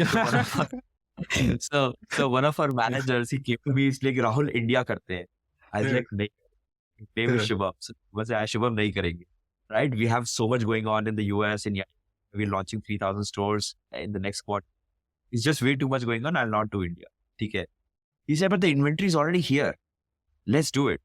And I said, I don't want to do it. And he literally went after my life for 3 months straight. Karte hain, finally gave up. I said, okay, in the spirit of being a startup, let's do it. I gave him an inventory. I said, okay. And he said, I will work over the weekend as side project to launch India. He was so passionate about India. And I was like, okay, I gave up finally. The way my vendors give up when I begged them, right? So he worked over the weekends.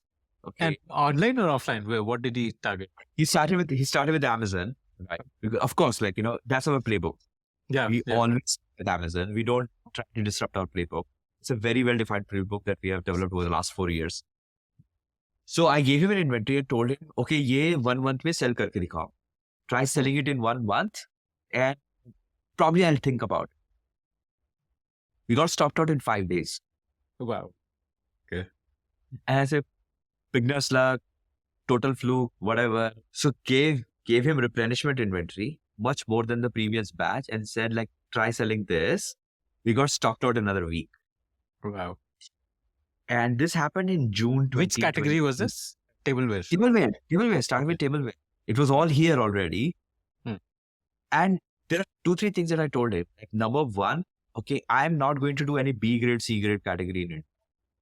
The products that I export to America, the product that I export to Europe is exactly the product that gets sold in India. Okay, so we'll not compromise on that. Okay, now go and sell. Okay, so after that happened, after a couple of stockouts, we completely went back to the drawing board. We said, oh my God, so much underestimated India, our fault. Thank you, Shubham. And then, like, we went back to drawing board in India. We had a tie-up with Yash Raj Films. We got Bhumi Pendekar as our brand ambassador. She's already a climate warrior. She had a lot of passion for the brand. She used our products in London. She knew us, right? So we got her as a brand ambassador. Did India online, offline launch, right? Today, offline business is larger than the online business in India, by the way. Right? Wow. And like, Again, tremendous potential. In 6 months of launch, less than 6 months of launch, we are already crossing $200,000 a monthly run rate in India. Wow. Amazing. I was like, which I never believed, right? I'll tell you, it took us 6 months to get to $200,000 monthly run rate in US as well. Yeah. You remember that story? 3,000 to 60,000 to 100,000. Yeah. We got to around 200,000 run rate in 6 months in the US. We got to $200,000 monthly run rate in 6 months in India. Amazing.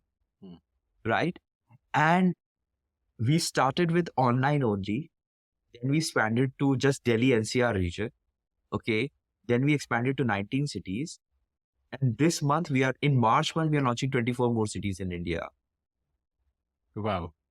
Okay. And what is the split online versus offline of your revenue in India?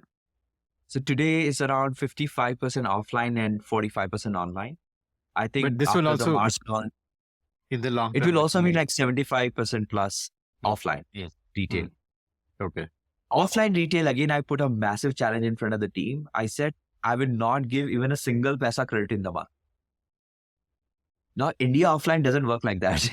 Yeah, exactly. And especially modern trade, like organized retail, they have like 60 to 90 days payment terms typically, right?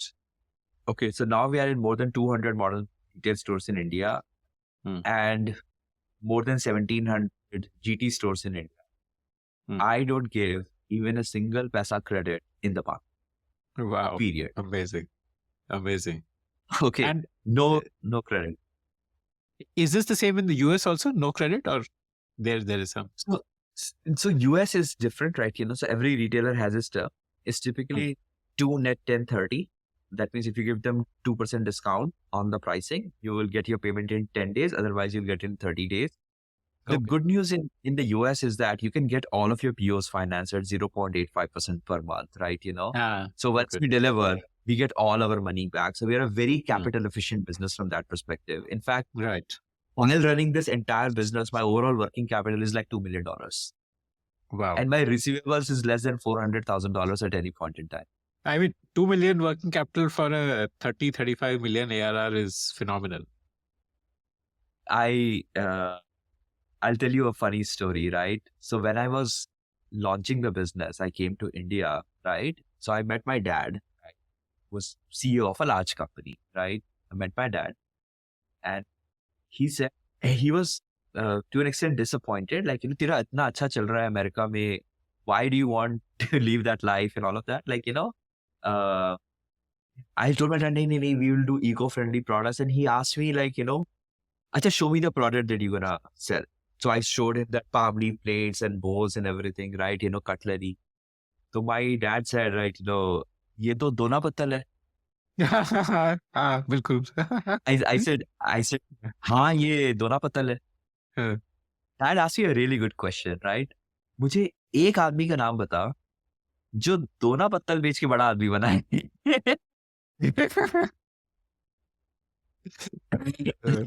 That's a typical dad question, right? Dad, you have 15 years of successful career behind you. You still ask your dad question, right? And like a lot of love to my dad, right? It's I entered a category which the entire India thought is kachra. Okay. India mein, this is a 8,800 crore category. 8,500 crore ki category that does not have any brand, that does not have any national player. Can you imagine? There is no national player in India in the entire disposables category. Amazing. And it's such a large category. So we said, if we just try to be a non-kachra player in a kachra category, that's enough. That's more than enough. If you become the first branded player in an unbranded category, that's more than. And I met a few distributors in India and they shared the Bisleri story with me. Okay. So Bisleri as a brand, when they first came to the market with bottled water and they went to the distributors, they said, "Sir, आप क्या बेचने आए हो? पानी बेचने आए हो?" वो तो पुण्य का काम होता है ना, उसको बेचता कौन है? ठीक है, ये आप बोतल में भर के लाए हो, इसको लोग खरीदेंगे, Hmm. तो they shoot off Bisleri a lot of time. I talked Hmm. to the distributor who shoot off Bisleri, Hmm. but now we know what Bisleri is, Yeah. right? Yeah. Ubiquitous, it is synonymous to bottled water where people say, "Bhaiya ek Bisleri dena." Yeah. We are entering a category where this is the Bisleri moment of the category, where there is no brand, there is no organized player, there is works like kachra, nobody can recall anything. And if you just become a brand that people are able to recall, you're done. Hmm. अगर कोई सिर्फ इतना बोलता है भैया वो इकोसोल वाली plate दें, आपका Yeah. काम खत्म. True. Yeah, so true. That's what I saw in India. Okay, because you asked a really good question. Why India? Like when you have all these Western markets, fairly large markets, why India? Because first the sell-through really showed me, like we are a very data-driven company, so data doesn't lie. And the second thing is once I launched the products and did our own research, truly understood the dynamics of the India market, and it's more exciting than anywhere. And it's also a good test for the brand, right? India is a price-sensitive market. Yeah. Yeah. If you can win India, trust me, every other market is a child's play after India, right? India is one of the toughest market to crack from a distribution True. perspective, from retailer relationships perspective, from logistics perspective, from price sensitivity perspective, from every perspective, India is one of the toughest market in the world. So this was also a good test for the company. Can we actually do India? Okay. What worse can happen here? We'll fail. That's okay. Yeah. You should be ready to fail as a startup. That's okay. It's one market that didn't work out, but it's working out super great. By the way, our entire India business is profitable as of today. 6 months of launch. Wow. Okay. Uh, Power of India. You said you have a team of 400 people, right? That is correct. So around 85 people are headquartered. Okay, which is basically data analytics, operations, supply chain, marketing, product development, finance, analytics, okay, design, merchandising. So around 80, 85 employees are headquartered employees. The rest of the employees are across warehouse centers, port consolidation centers, factories, all of those places. So how do you do your hiring? What are some best practices in terms of building a team? Number one, never hire a recruiter or recruiting company. So till date, we have paid 0 paisa in recruiter commission. And again, it all discipline comes out from the fact that we were bootstrapped for the first 14 months. So we never developed bad habits. Okay. Because once you do develop bad habits, it's very hard to go back. Okay. Every hiring decision is taken by the hiring manager. Okay. And we give them full liberty on who they want to hire within a certain, of course, compensation band.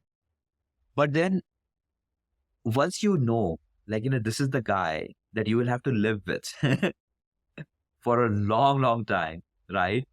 That's when, like, people do make good hiring decisions, right? So we do trust our hiring leaders to hire the right people. I hire my own people, my direct reports, who hire their direct reports. We have a very, okay, other thing that we actually look for during the hiring process is essentially their entrepreneurial mindset. Okay, this is a really, really hard category, right? I'll tell you people in my company, okay, who are like college dropouts. Okay, I have people who are from IIT-IIMs. I have people who are PhDs. I have people who have the background where, like, they ran their own Kirana stores for like from the age of 17. Okay, then went on to do their engineering, MBA, yada, yada, now are working in a company. So we also look at their backstory. We'll also look at their intent to work hard. We also look at, like, a lot of things. Degrees is a plus. It's not a hiring criteria though. Amazing. So, like, I mean, most companies as they scale will need to be more centralized, and this current decentralized approach, you hire whom you want to hire, may not scale. No, actually not true, right? So when we were in Wayfair, right? The one thing we learned as a culture in Wayfair, they had a concept of single-threaded organization, STOs. Okay, so there is no department in Wayfair.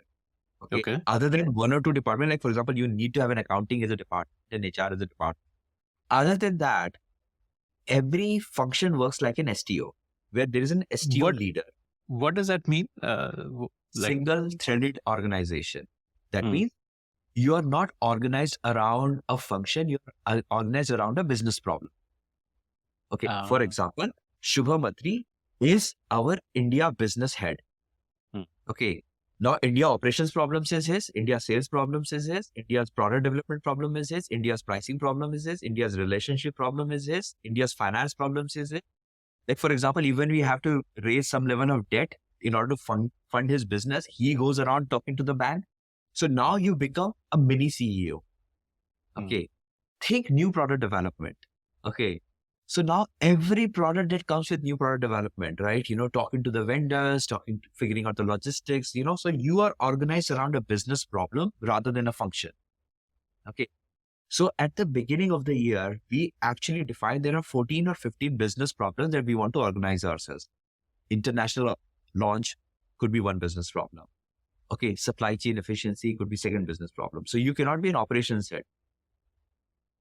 You have to be a supply chain efficiency head, because an operations head think about how do I get my current logistics to be more efficient? How do I get my in-stock rate higher?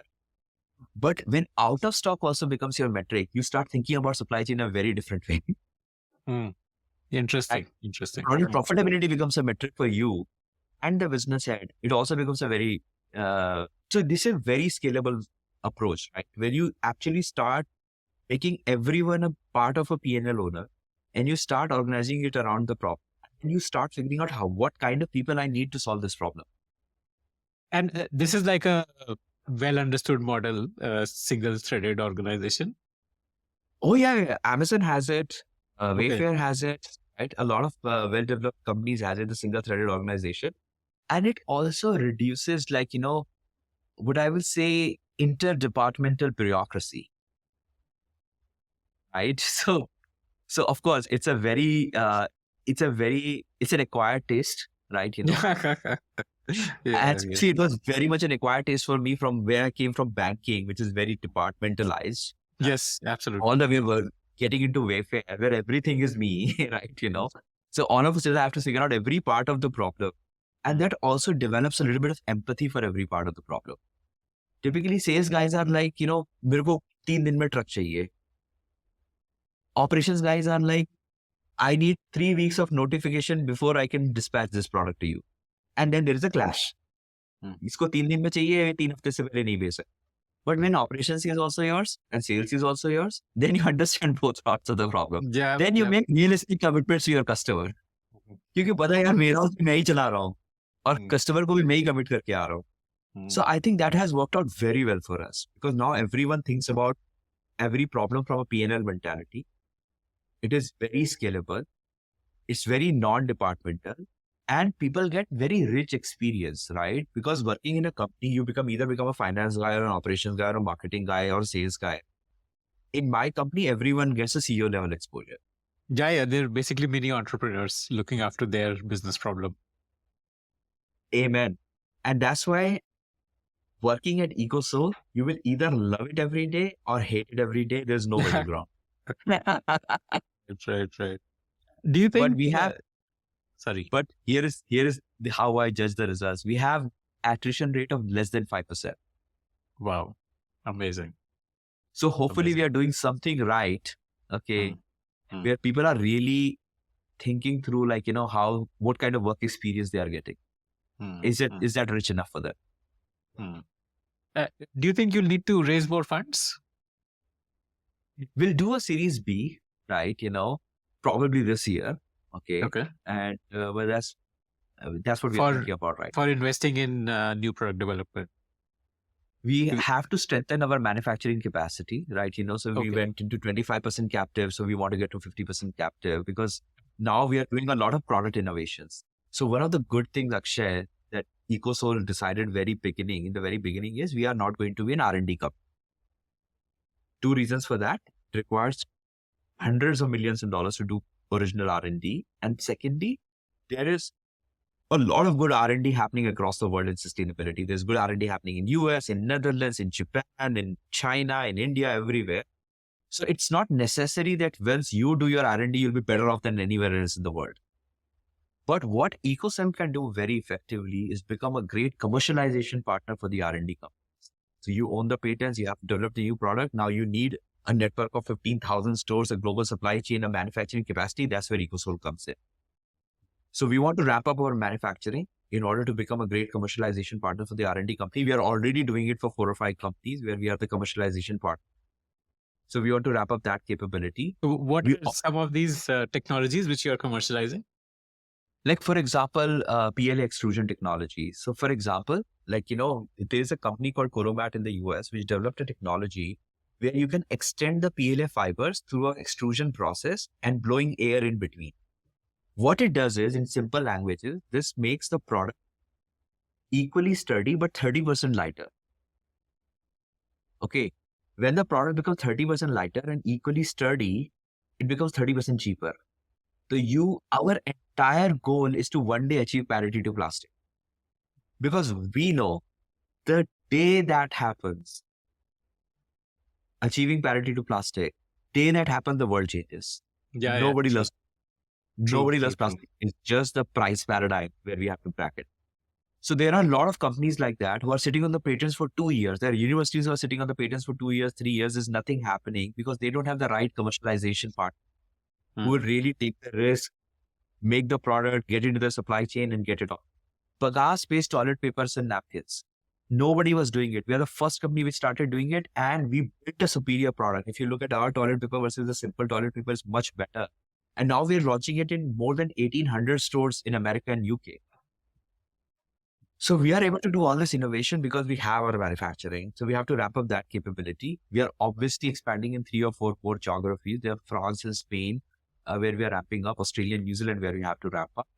And obviously, so you have to put money into marketing and retail launches and the listing fees and all of that.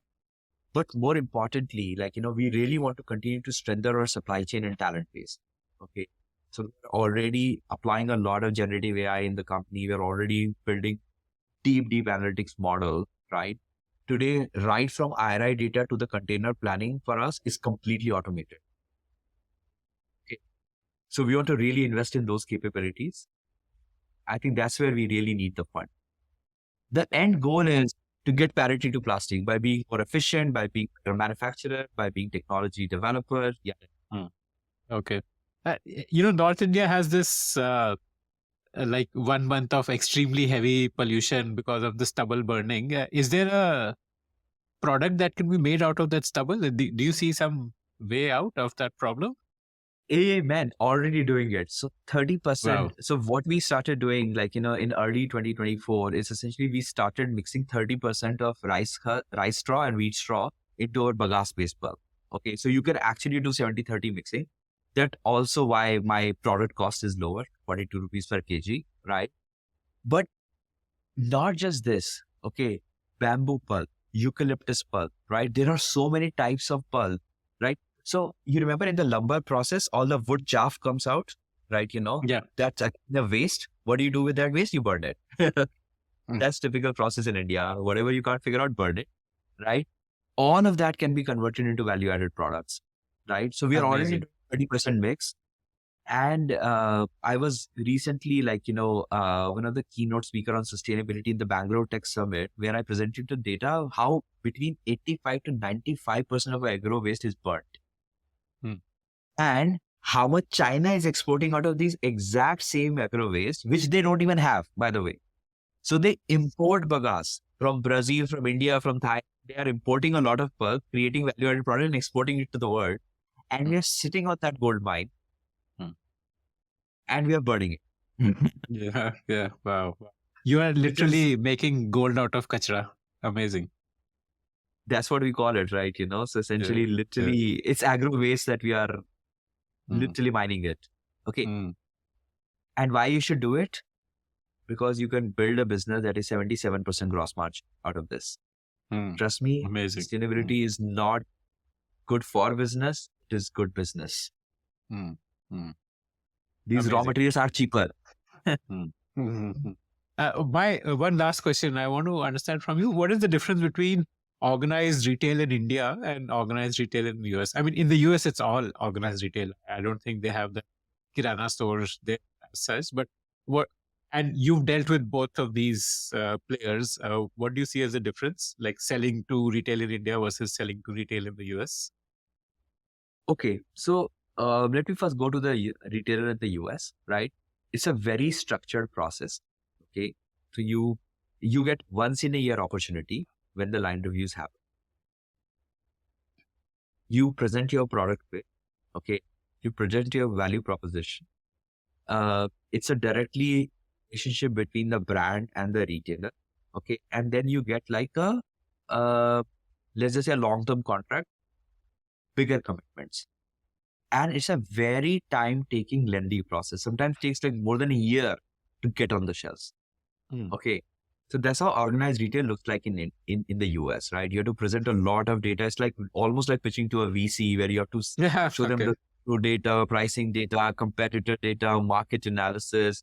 So almost like you have to go in like a full-fledged consulting firm. You have to do product displays, merchandising strategy. They want to look at everything. How would your product look like in a shelf, right?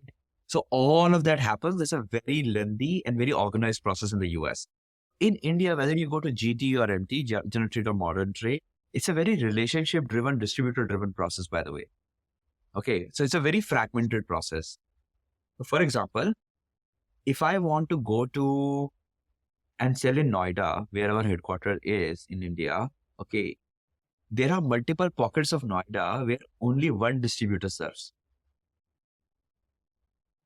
So you need to work with multiple distributors then. Multiple distributors, very relationship driven. They are all sole proprietorships. So you have to go and convince the owner one by one. Okay. So it's a very relationship driven process and it's all based on faith. They don't want to see any PowerPoint. Yeah. You are like, you have to work over there. You have to talk to, you have to convince. If the uncle is convinced, the distribution. If they are not convinced, doesn't matter what data you have. It's like chai pe dhanda is the philosophy in India. बिल्कुल. Chai pe dhanda, literally, right? They have to like you first. Okay. Then they will think about liking your product. Okay. So I think it's a very personal, relationship driven business in India. It's very fast, by the way. So if it doesn't take years, right? If you go over there, you meet them, you like each other, you could be pretty much in the business very next week, right? So I think that's where the biggest difference comes between organized retail in the US versus retail in India. But I What guess we you al- need more working capital if you're working with organized retail in India, right? Typically, their payment periods are longer. Bill discounting rates would be higher if you were to, like in the US, you pay like less than 1%. Here, it'll probably be 4-5%, I guess. So what we have done is essentially we don't give any credit in the market, right? And if you want bill discounting, right, we actually have a tie-up with ePay. So we directly tie up the retailer and the ePay letter and say we will guarantee the credit. You pay them the money, and essentially we manage it through that. But we don't take any risk on our own balance sheet, right? Okay. Good news is even in India, not even a single RTV. Okay, so product sells. Okay, so that's a good. Okay. One difference that we did in India, by the way, when cracking the general, okay, now you have sale data coming out of all the credit card companies as well. So you can reach out to Visa, MasterCard, all of these guys, and you can start getting the sales level data by PIN code. Okay. But how would a Visa know? Because when the card is swiped, Visa doesn't see what was the cart. Visa just sees the value it was swiped. No, a lot of these companies like ePay Later and all of these guys, they get the actual bills, right? They actually get the inventory data. They get all of that, right? So what we started looking at is while India looks huge, right? Well, more than 36,000 pin codes, right? India looks huge on the outside. We started looking at the data. So 30 cities in India account for almost 80% of the disposable consumption in India. Only 30 cities. Wow. Okay. Then we started looking at the 30 cities. For example, if you look at Ghaziabad, right? Within Ghaziabad, Indirapuram consumes 80% of Ghaziabad's disposable. Yeah, okay. Within Indirapuram, there are 3 pin codes, which are residential pin codes that consume more than 75% of Indirapuram's disposable. So what we actually started nailing it down from an India perspective is India is not a 36,000 pin code story. India is only 190 pin code story. If you are able to conquer 190 pin codes in India, 192 to be exact, okay, Mm. okay, you have almost captured 60 to 75% of the market of India. Oh. Mm. So you have to be very surgical when you go in India. Okay, you Mm. cannot be spread across the board, right? So a lot of people take a lot of pride. I'm available in 2 lakh stores in India or 5 lakh stores in India. Doesn't matter. Mm. What you will very quickly realize, out of the 2 lakh store and 1 lakh and 80,000 stores are not generating anything. Mm. And your 20,000 stores are generating everything. Mm. So I don't have to be spread very thin in India. I have to just go after 192 pin codes. And I think we are pretty covered.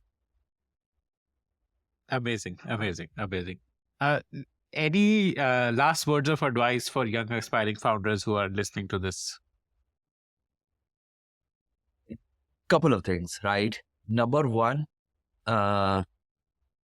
don't build your business that runs on VC fund. Okay. VC funding is absolutely great to amplify your growth. Okay. But if it survives on VC funding, that's not a great business model to be in, right? That's first advice. And the second advice is that, you will get a lot of chances, right? In your entrepreneurial journey, when it will feel like you have made a wrong decision, you would want to give up, you will be ridiculed by your family and friends, right? And it will be a very difficult part. All you have to do is just stay alive. Okay. Yeah. There is a saying in India, and I don't know the source of this saying. लेकिन India में अगर business 5 साल तुमने जिंदा रख दिया तो company बन जाती है. Mm. Again, that's a very profound saying. It doesn't feel like a profound saying, but अगर इंडिया में बिजनेस को 5 साल जिंदा रख दिया तो वो कंपनी बन जाती है. Remember that. Just stay alive. Okay. VC funding cycles will go up and go down. Okay. But if your business has strength, you don't have to worry about it. Amazing. Thank you so much for your time, Rahul.